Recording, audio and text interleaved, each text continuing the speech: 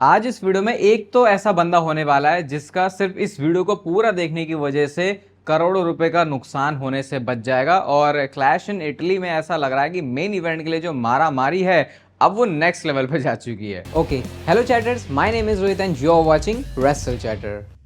तो इस वीडियो में आज रिव्यू करने वाले हैं सबसे पहले सैटरडे नाइट्स मेन इवेंट को और उसके बाद डब्ल्यूडब्ल्यूई की कुछ और इंटरेस्टिंग चीजों के बारे में। तो सबसे पहले जो शो की स्टार्टिंग है उसमें उन्होंने 6 विमेन टैग टीम मैच डाल दिया था, रिया replay, Alexa bliss, Charlotte Flair versus team Jade Cargill के बीच में। और सिंपल सी इसमें दो स्टोरी है कि रिया रिप्ली और जेड कारगिल की स्टोरी यहाँ से कैसे आगे बढ़ेगी और क्या केमिस्ट्री है ये रिया रिप्ली और शार्लेट फ्लेयर के बीच में। तो इसमें एक हॉट टैग वाला मूवमेंट आता है रिया रिप्ली के लिए। एक मूवमेंट पे जेड कारगिल और रिया रिप्ली दोनों फेस टू फेस भी आए।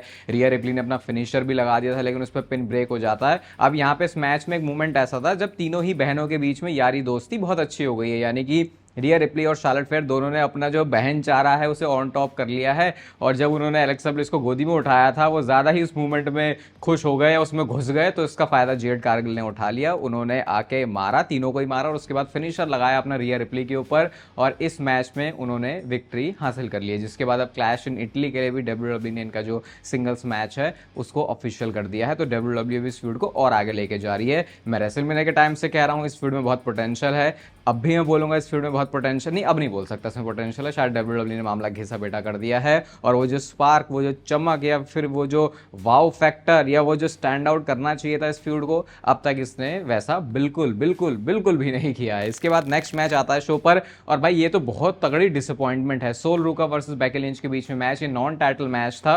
तो इस वजह से ऐसा लग रहा था कि अच्छा शायद यहाँ पे एक तो अच्छा मैच डिस्प्ले करेंगे, पहले सोल रूका यहाँ पे है, लेकिन वैसा कुछ भी नहीं हुआ इस मैच में। क्या कहानी होती है, एक तो मैच से पहले उन्होंने अटैक कर दिया था बेकी लिंच ने सोल रूका के ऊपर और उसके बाद जब अपना सोल स्नैचर फिनिशर वो लगाने के लिए जाती हैं, पहले तो वो बॉच भी हुआ है, मतलब ये तो बॉच ही उनको दिखाना था। होता क्या है कि बेकी लिंच ने रेफरी को धक्का दे दिया सोल रूका के लिए कि इसके ऊपर फिनिशर लग जाए। शायद उन्होंने धक्का भी ऐसे दिया कि लगना वहां पे फिनिशर था लेकिन वो कोई फिनिशर ही नहीं लगा। तो अगर किसी ने सोल रूका को एनएक्सटी में नहीं देखा है तो वो सोचेंगे भाई ये सोल रूका करना क्या चाहती है हर बार अपने फिनिशर के साथ, क्योंकि जब से मेन रोस्टर में आई है चीजें उनके लिए वैसी नहीं चल रही। तो डिस्क्वालिफिकेशन से मैच का एंड होता है। ये मैच जीत गई सोल रूका लेकिन यहाँ पे कोई चैंपियनशिप ऑन द लाइन नहीं थी, तो मैच जीत के क्या ही फायदा। और क्लैश इन इटली के लिए इस मैच को भी ऑफिशियल कर दिया है, जो कि बैक स्टेज जब बेकी लिंच को पता चलता है तो बहुत ज्यादा गुस्से में थी। और मैच भले ही बेकी लिंच डिस्क्वालिफिकेशन से ये हार गई लेकिन मैच के बाद उन्होंने 3 मैन हैंडल स्लैम्स लगाए हैं सोल रूका के ऊपर। तो अब तक जिस तरीके से सोल रूका को बेफेस दिखाने की ये कोशिश कर रहे हैं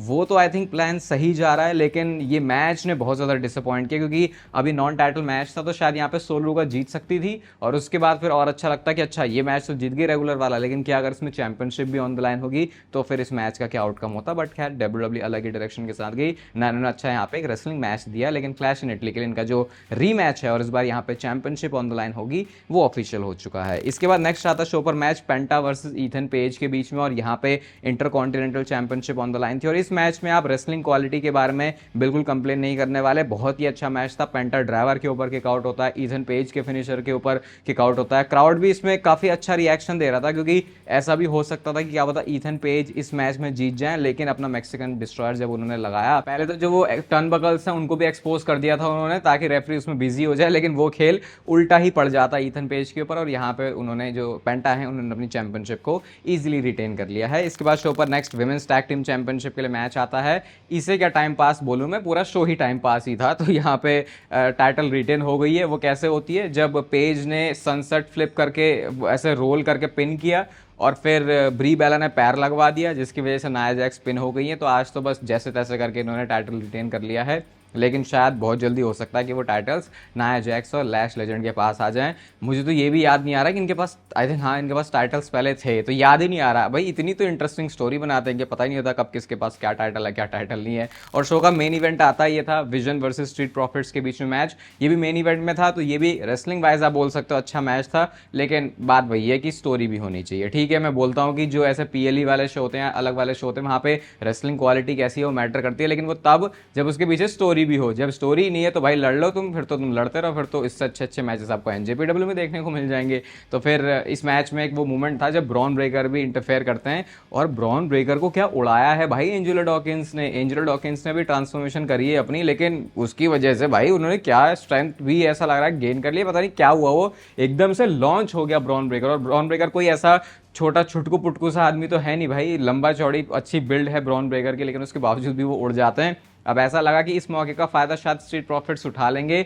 ऑस्टिन थ्योरी ऑलमोस्ट पिन होने पे भी आ गए थे, लेकिन पॉल हेमन ने पैर लगवा दिया, तो इसकी वजह से पिन ब्रेक हो जाता है। और फिर ब्रास नकल्स का यूज किया मॉन्टेस फॉर्ड के ऊपर, और ऑस्टिन थ्योरी ने बस जाके उन्हें पिन कर दिया, और ऐसा करके यहाँ पे उन्होंने चैंपियनशिप रिटेन कर ली है। ऐसा लगा शो अब खत्म होने वाला है, लेकिन होता वहां पे क्या है, होता ये है कि लोगन पॉल ऑस्टिन थ्योरी ये सब जा रहे होते हैं, तो ब्रॉन ब्रेकर के दिमाग में पता नहीं कुछ तो ऐसा पागलपन सा भूत सवार हुआ, वो वापस आते हैं। उसके बाद उन्होंने दोनों को ही स्पीयर लगाया है, और बिल्कुल शो के क्लोजिंग मोमेंट में ये जो विजन के बंदे हैं वो स्टैंड टॉल कर रहे थे। और वीडियो की स्टार्टिंग में जो मैंने बोला कि कोई तो एक ऐसा बंदा होगा जिसके करोड़ों रुपए बच जाएंगे, वो बात ये है कि भाई डब्ल्यूडब्ल्यू वालों, क्या तुम चूना मार रहे हो अपने नेटवर्क वालों को? तुम एनबीसी, यूनिवर्सल, नेटफ्लिक्स किसके पास है, जिसके भी पास है भाई, इनको मतलब इनमें से कोई डब्ल्यूडब्ल्यू फैन नहीं बैठा जिसको क्लियर दिख रहा होगा कि भाई ना यहाँ पे कोई स्टार पावर है, चलो स्टार पावर नहीं है तो ना यहाँ पे कोई अच्छी स्टोरी टेलिंग है, ना इस वाले शो की हाइप है, तो ये अलग से शो बना कैसे भाई? वो जैसे मैंने कल बोला था भाई, अपना तंबू वंबू टेंट वेंट गाड़ के पूरा तुम करते हो,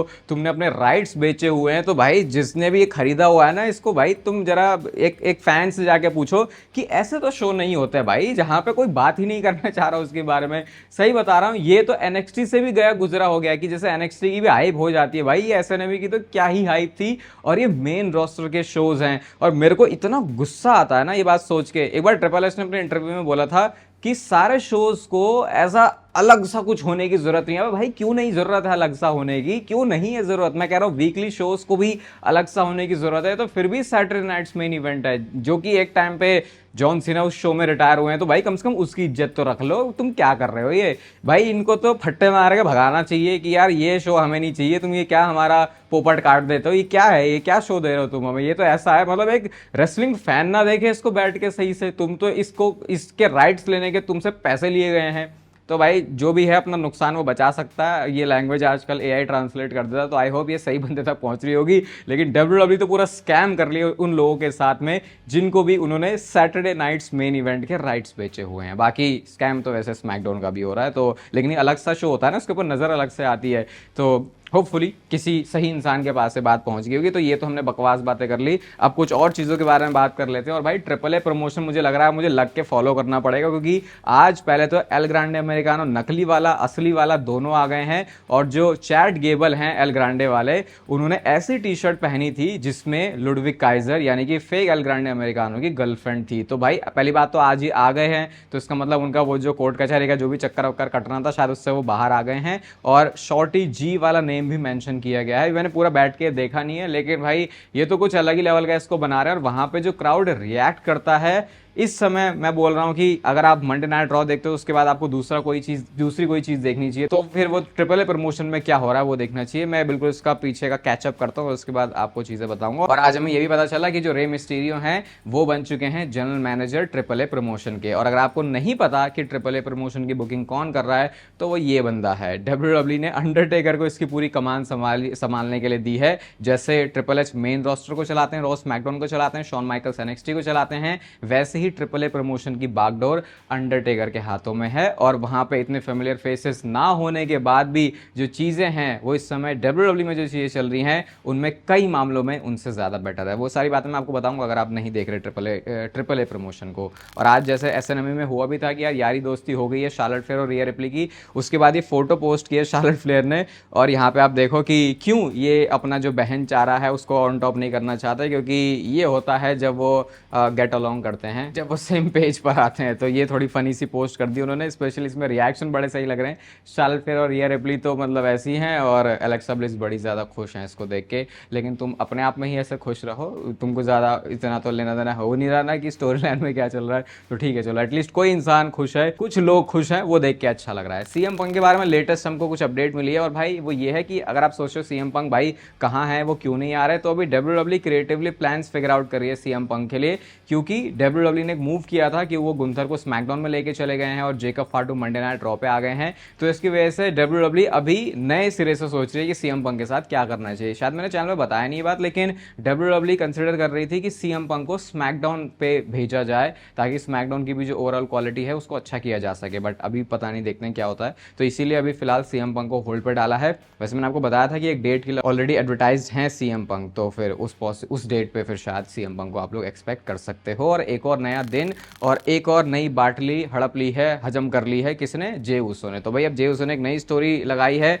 और कहते हैं कि भाई क्या हो रहा है तुम सब लोगों को, क्यों तरह तुम पागल हुए जा रहे हो। तो ये जो जे उसो की स्टोरीज आ रही हैं उसकी वजह से वो ऐसा बोल रहे हैं, क्योंकि कल जैसे उन्होंने बोला था भैया वो सबसे बेस्ट है, उससे पहले वो कुछ क्लेम करते हैं, कुछ ना कुछ वो क्लेम करते रहते हैं। तो अपनी स्टोरी में ही अभी गेम चल रहा है जे उसो का। और जे उसो में बता रहा हूँ तुम्हें, तुम शायद मेंटली इतने स्टेबल नहीं हो कि जो तुम्हें इसके बाद आउटरीच मिलेगा ना, जो नफरत झेलनी पड़ेगी। मतलब वैसे तो आपने झेली है पहले, लेकिन चलो वो तो एक रीजन की वजह से था, अभी अननेसेसरी हो रहा है। तो आपको फिर उसके बाद अपने ट्राइबल चीफ के पास जाना पड़ जाएगा, भैया मुझे थोड़ा समझा दे मुझे क्या करना चाहिए। तो इससे पहले मामला आपके हाथ से जाए, शायद आपको ऐसी चीजें करनी बंद कर देनी चाहिए, क्योंकि इससे कुछ फायदा भी नहीं हो रहा। या तो होता कि आपके कैरेक्टर में कुछ चीज ऐड हो रही होती, स्पेशली अगर आप हील सुपरस्टार होते। और बात करते हैं हम क्लैश इन इटली की। और भाई डब्ल्यूडब्ल्यू ने थोड़ा अजीब सा काम किया। वैसे ओबा फेमी को पहले कॉन्ट्रैक्ट पे साइन करना था, लेकिन वो साइन करने से पहले ही डब्ल्यूडब्ल्यू ने ओबा फेमी और ब्रॉक लेसनर के मैच को क्लैश इन इटली के लिए अब ऑफिशियल कर दिया है। यानी ये मैच ऑफिशियली अब ऑफिशियल हो गया है।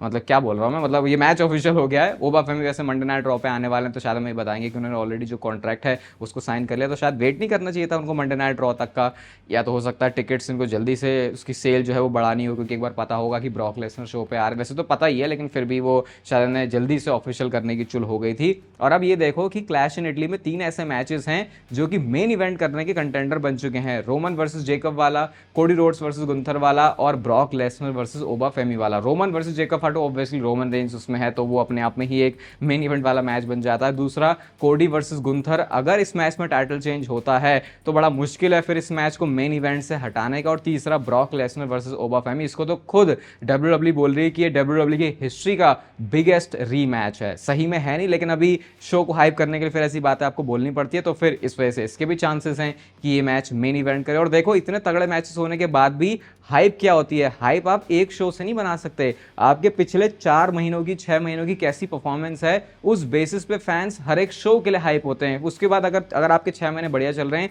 एक थकेला शो भी आ जाता है ना, तो आपको हाइप बनाने की जरूरत नहीं पड़ती। लेकिन यहाँ पे सोचो, रोमन भी है, ब्रॉक भी है, ब्रॉक का रीमैच है, दोनों चैंपियनशिप ऑन द लाइन है, हाइप है इस शो की। मैं ये नहीं कह रहा कि हाइप नहीं है, लेकिन क्या उस तरीके की है जैसी ये हाइप हो सकती थी। तो ये डिफरेंस होता है जब आप कहते हो WWE is on fire right now. जब आप अपने ऐसे कैच फ्रेजेस लेके आते हो तो उसका एक मीनिंग होता है, और उसका मीनिंग क्या है वो अब डब्ल्यूडब्ल्यू को समझ में आ रहा होगा कि भाई अब कैसे हमको उतना ज्यादा हम शो के बीच में जो हाइप है उसको नहीं बना पा रहे। तो देखते हैं ये मेन इवेंट की जो मारा मारी है इसको एंड में कौन जीतता है। आई थिंक मुझे लगता है कि अगर डब्ल्यूडब्ल्यू सही में बिगेस्ट रीमैच करके ऐसे बोल रही है, तो शायद ओबा फेमी वर्सेस ब्रॉक लेसनर का मैच अगर मेन इवेंट करता है तो शायद वो क्लैश इन इटली के लिए एक सही चीज हो सकती है। बाकी जैसे मैंने आपको कल वाली वीडियो में बताया था, क्रिया मैग आप जाके ले लेना, आर पंत वाला कोड लगाना नेचुरल टीन के ऊपर, 550 से भी आपको कम का मिल जाएगा कोड लगा के। तो अगर आप मसल बिल्डिंग की अपनी जर्नी पे हो तो ये आपके लिए पहला सप्लीमेंट होना चाहिए। अगर प्रोटीन ले रहे हो तो भाई कंबाइन करके तो आपको इसके बहुत ही खतरनाक रिजल्ट दिखेंगे, और अगर आप प्रोटीन अफोर्ड नहीं कर पा रहे तो ये पहला सप्लीमेंट होना चाहिए जो कि